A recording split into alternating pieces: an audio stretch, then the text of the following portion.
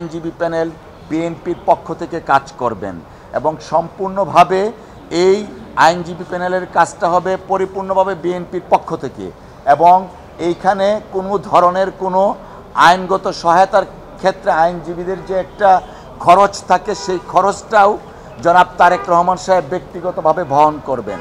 তো আমাদের বক্তব্য এখানে ক্লিয়ার, বিএনপি মা মাটি মানুষের দল জনাব তারেক রহমান সাহেবের নেতৃত্বে বিএনপি সারা বাংলাদেশে যেখানে অত্যাচার হবে অন্যায় হবে সেখানেই বিএনপির পক্ষ থেকে সব ধরনের সহযোগিতা থাকবে।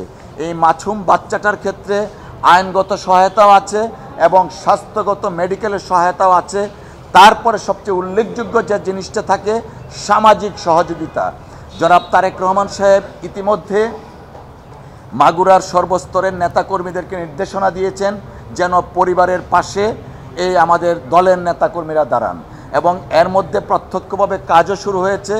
আজকে এই চারজন যে এই মামলার আসামি তাদের প্রত্যেককে অ্যারেস্ট করা হয়েছে এবং আমি একটু আগেও আমাদের আইনজীবী প্যানেলের সাথে কথা বলেছি, ওনাদেরকে আদালতে উঠানো হয়েছে এবং আমাদের পক্ষ থেকে অর্থাৎ ভিকটিম পরিবারের পক্ষ থেকে এই আইনজীবী প্যানেল কাজ করছেন যেন এই মামলার প্রকৃত দোষীদের শাস্তি বিধান করা যায়।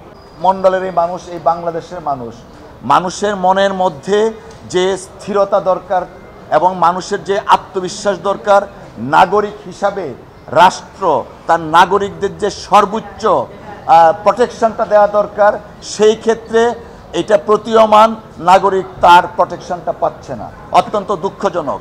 আমরা যে জিনিসটা বরাবর এমফাসাইজ করি, দেশের একটা স্থিতিশীলতার জন্য সর্বাগ্রে প্রয়োজন গণতান্ত্রিক পরিবেশ, আর সেই গণতান্ত্রিক পরিবেশের জন্য দরকার হচ্ছে একটা নির্বাচিত সংসদ এবং নির্বাচিত প্রতিনিধি। দেশের নির্বাচিত সংসদ এবং নির্বাচিত প্রতিনিধিদের কাছেই মানুষ নিরাপদ। দেখুন, এটা আসলে কি রাষ্ট্রের ফেলিওর আমরা বলতে পারি। কারণ কেন আজকে মা বোনরা ভলনারেবল হবে? গতকাল 8ই মার্চ ছিল বিশ্ব নারী দিবস। আমরা এই নারী দিবসের প্রাক্কালে কেন বাংলাদেশ এরকম মুখোমুখি হবেন?